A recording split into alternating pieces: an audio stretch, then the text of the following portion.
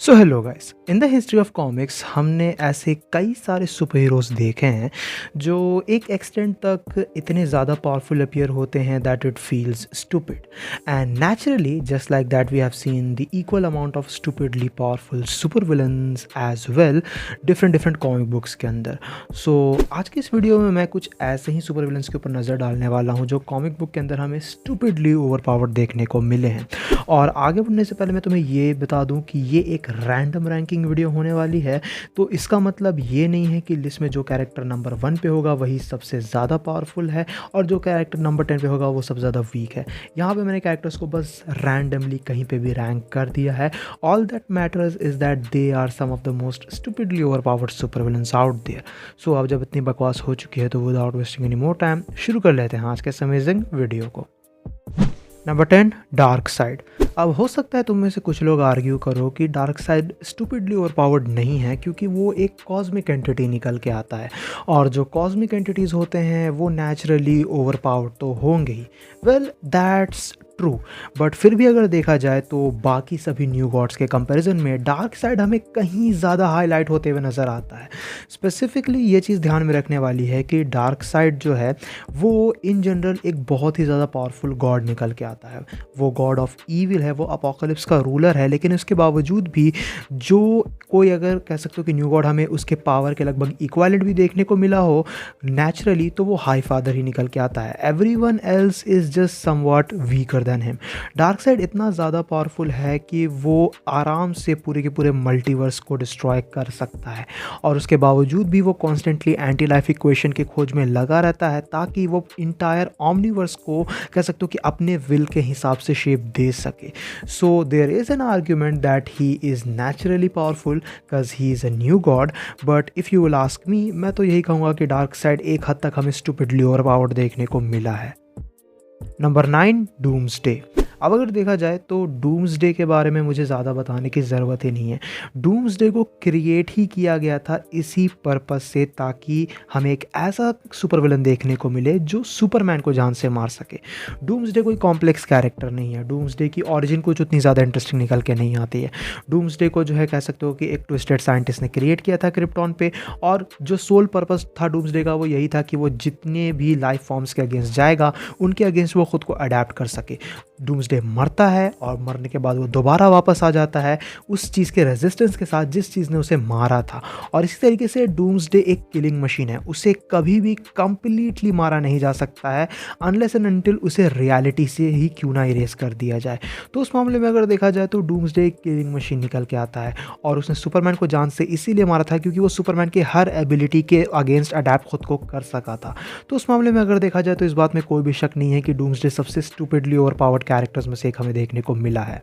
Number 8, molecule man. Again molecule man के पीछे भी हमें एक लॉजिकल रीजनिंग देखने को मिली है, जहां उसकी ओरिजिन के बारे में हमें जब एक्चुअली ये रेवलेशन पता चलता है कि किस तरीके से आइवरी किंग्स ने ही हर रियलिटी में एक मॉलिक्यूल मैन को क्रिएट किया था ताकि वो उन्हें काइंड ऑफ एक टाइम बॉम्ब की तरह यूज़ कर सके इनकर्शन के दौरान। बट अगर देखा जाए तो नेचुरली उसके अलावा जब हमें ओरिजिनली मॉलिक्यूल मैन को इंट्रोड्यूस कराया गया था तो वहाँ पे आइवरी किंग्स का मेंशन नहीं था, और उस बेसिस से अगर देखा जाए तो वहाँ पे मॉलिक्यूल मैन डेफिनेटली हमें स्टूपिडली ओवरपावर्ड देखने को मिला था। एक सिली एक्सपेरिमेंट की वजह से उसे इसकी एबिलिटीज़ मिली और उसके बाद वो मैटर और मॉलिक्यूल को इतने ज़्यादा हेवी लेवल पे मैनिपुलेट करने लगा कि वो प्री रेडकॉन बियॉन्डर के हमें इक्वालेंट देखने को मिला था। वो उसके बराबरी की उसे टक्कर दे रहा था सीक्रेट वॉर्स के दौरान, और वो चीज़ सच में बहुत ही ज़्यादा इंसेन निकल के आती है। अगेन इसके पीछे हमें एक लॉजिकल रीजनिंग आगे चल के देखने को मिलती है कॉमिक्स में, जो एक हद तक मॉलिक्यूल मैन को इतना ज़्यादा ओवरपावर्ड होना नेचुरल बना देता है, उसे एक हद तक एक कॉस्मिक पॉइंट बना देता है मल्टीवर्स के अंदर, but definitely he is still really overpowered. Number 7, Thanos. अब मैट टाइटन थैनोस के बारे में कॉमिक रीडर्स ये काफ़ी अच्छे तरीके से जानते हैं कि वो बहुत ही ज़्यादा पावरफुल है, लेकिन जिन लोगों को कॉमिक्स के बारे में ज़्यादा कुछ पता नहीं है, जिन लोगों ने थैनोस को सिर्फ लाइव एक्शन मूवीज़ में ही देखा है, उन्हें ये लगता है कि थैनोस की जितनी पावर है वो इन्फिनिटी स्टोन से ही आती है। वेल ऐसा नहीं है। थैनोस को क्रिएट ही किया गया था डार्क साइड की कॉपी की तरह, और डार्क साइड कितना ज़्यादा पावरफुल है तो उसी तरीके से नेचुरली थैनोस को भी काफ़ी ज़्यादा पावरफुल बनाया गया, जहाँ थैनोस लिटरली अपने आँख से लेजर्स फेंक सकता है, वो फोर्स फील्ड्स क्रिएट कर सकता है, उसके पास एनर्जी प्रोजेक्शन की पावर है, और ये सभी एबिलिटीज़ उसे एक हद तक गैलेक्टस के टक्कर का लेवल का कैरेक्टर बनाती है और इसी वजह से हमें थैनोस कह सकते हो कि काइंड ऑफ एक वीकर वर्जन ऑफ सुपरमैन के जैसा देखने को मिला है। उसके पास हर वो पावर्स मौजूद है जो तुम एक्सपेक्ट कर सकते हो और वो चीज़ सेंस इस वजह से नहीं बनाती क्योंकि उसका जो कह सकते हो कि हमें हाइब्रिड, डेविएंट और इटर्नल डीएनए देखने को मिला है, वो इतनी ज़्यादा नेक्स्ट लेवल की कोई भी कह सकते हो कि आउटकम क्रिएट नहीं कर सकता है। ऑब्वियसली थैनोस का जो इंटरनल हमें कह सकते हो कि गोल देखने को मिला है, जो इवेंचुअल गोल देखने को मिला है मिसेस डेथ को इम्प्रेस करने का, वो चीज़ उसके कैरेक्टर को इंटरेस्टिंग तो बनाती है लेकिन उसका स्टूपिडली ओवरपावर्ड होना भी बहुत ज़्यादा ऑब्वियस है।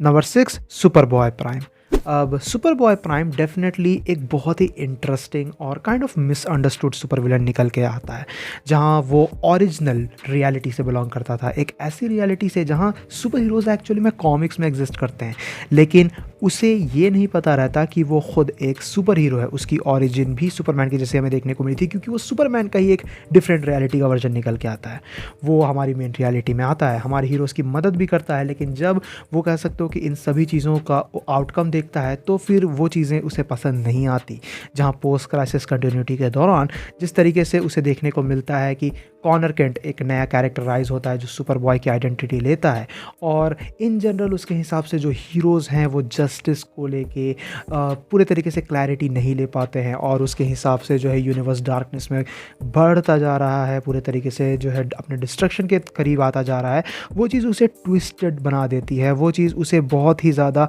कॉम्प्लेक्स बना देती है, जिसके वजह से उसके माइंडसेट को समझना काफ़ी ज़्यादा मुश्किल है। बट इसी के वजह से सुपर बॉय प्राइम हमें काफ़ी ज़्यादा स्टूपिडली और पावर्ड भी देखने को मिला है। वो लिटरली बेयर हैंडेडली कंटिन्यूटीज़ को ब्रेक कर सकता है, जो चीज़ लॉजिकली सेंस नहीं बनाती। इवन दो एंड मोमेंट पे जब हमने उसे लास्ट टाइम रीबर्थ में बैटमैन हू लाव्स के अगेंस्ट फाइट करते हुए देखने को मिला था, तब वो एक ऑनरेबल डेथ के साथ अपनी स्टोरी को एंड करते हुए नजर आया, but it is quite arguable that he might be the strongest super villain in this list. Number 5, वॉल्थूम। अब वॉल्थूम एक काफ़ी इंटरेस्टिंग कैरेक्टर निकल के आता है। वॉल्थूम हमें ओरिजिनल लैंटर्न देखने को मिला था। एलन स्कॉट, हैल जॉर्डन, इन सभी से पहले एक लैंटर्न एग्जिस्ट करता था और वो था वॉल्थूम। वॉल्थूम एक ऐसी रियलिटी से आया था जो रियलिटी तो डिस्ट्रॉय हो गई थी लेकिन उसे इस बारे में कोई भी आइडिया नहीं था। वो कॉन्स्टेंटली डिफरेंट डायमेंशंस में ट्रैवल करता रहा अनटिल वो पहला लैंटर्न बना और उस टाइम पे हमें गार्डियंस के जो है कह सकते हो कि एक डिफरेंट एंसेस्टर्स देखने को मिले थे, जिन्हें इस चीज़ का जो है ओवरऑल जब रिजल्ट देखने को मिला तो वो इस चीज़ से बिल्कुल भी खुश नहीं थे क्योंकि वॉल्थूम जो है कंप्लीटली करप्टेड था और वो अपने रियलिटी में वापस जाना चाहता था, जो रियलिटी अब एग्जिस्ट नहीं करती थी। और इसी वजह से वो सबकॉन्शियसली रियलिटी के जो है रूल्स को और रेगुलेशंस को बेंड कर रहा था अपने विल के साथ और इसी वजह से गार्डियंस ऑफ द यूनिवर्स के एंसेस्टर्स को वॉल्थूम को जो है कह सकते हो कि फाइट करना पड़ा, उसे कैद करने की कोशिश करना पड़ा और इसी वजह से वॉल्थूम की जो कंटिन्यूटी है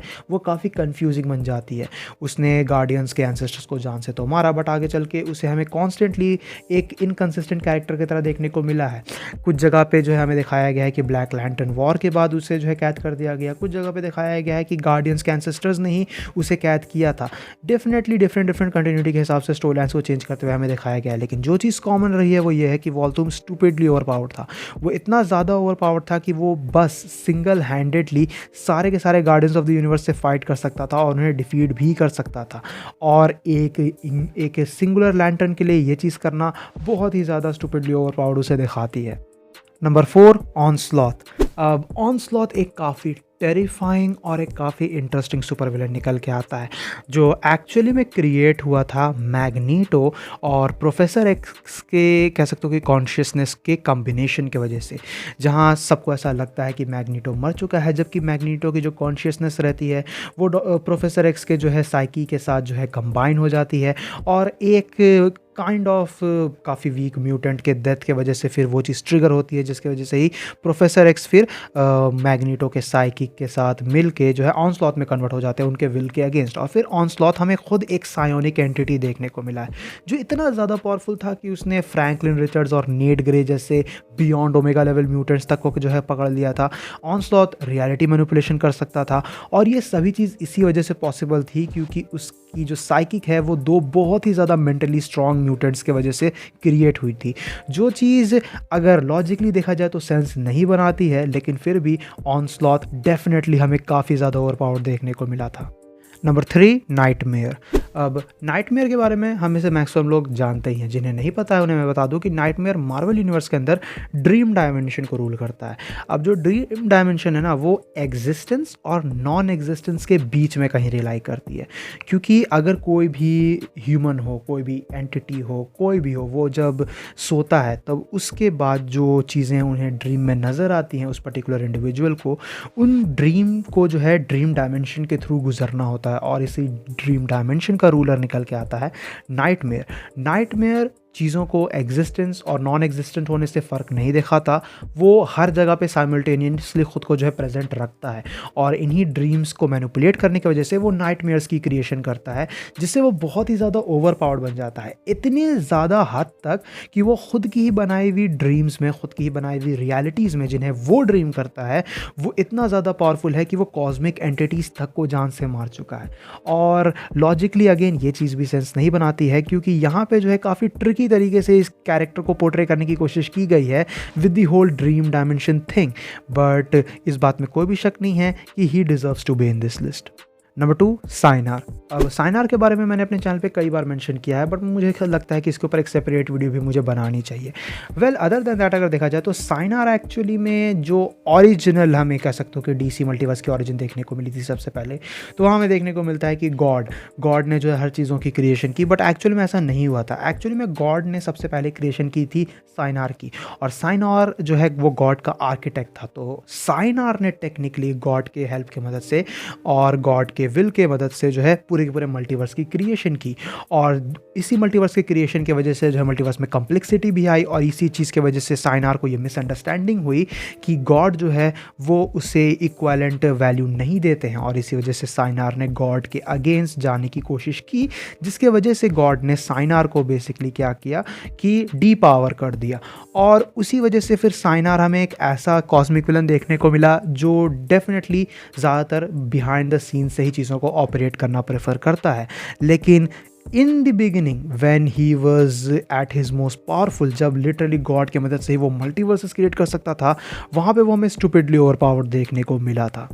नंबर 1 अमेज़ो। अब नेचुरली जैसे कि मैंने कहा कि ये एक रैंडम रैंकिंग वीडियो होने वाली है, अगर मैंने अमेज़ो को नंबर 1 पे रखा है तो इसका मतलब ये नहीं है कि वो सबसे ज़्यादा पावरफुल है, but Amazo definitely stupidly over powered तो निकल के आता ही है। इसे प्रोफेसर आइवो ने क्रिएट किया था एक ऐसी सेल टेक्नोलॉजी की मदद से, जिसके मदद से अमेज़ो किसी भी मेटा ह्यूमन को कॉपी कर सकता है, और उसकी पावर्स को, उसकी एबिलिटीज़ को, उसके फिजियोलॉजी को कॉपी कर सकता है, और ये चीज़ हमें बहुत ही नेक्स्ट लेवल पे जाते हुए नज़र आई है। कुछ स्टोरी लाइन्स में अमेज़ो का कह सकते हो कि लिमिटेशन है उसकी पावर को लेके, कुछ स्टोरी लाइन्स में वो पावर को लूज़ भी करता है, but the main thing is that कि ज़्यादातर सिनेरियोज में अमेज़ो हमें एक अनबीटेबल काइंड ऑफ कैरेक्टर देखने को मिलता है, जो अपने रास्ते में आने वाले हर मेटा ह्यूमन की पावर्स को कॉपी कर सकता है, नो मैटर वो मेटा ह्यूमन कितना भी ज़्यादा ओवर पावर्ड क्यों ना हो, और यही चीज़ अमेज़ो को स्टूपिडली ओवर पावर्ड बना देती है। और उसके हमने जितने भी डिपिक्शंस देखे हैं ना, उन सभी के अंदर, उन सभी के कंपैरिजन में जस्टिस लीग एनिमेटेड शो के अंदर जो हमें अमेज़ो का जो है डिपिक्शन देखने को मिला था, वो बाय फार स्ट्रॉन्गेस्ट निकल के आता है,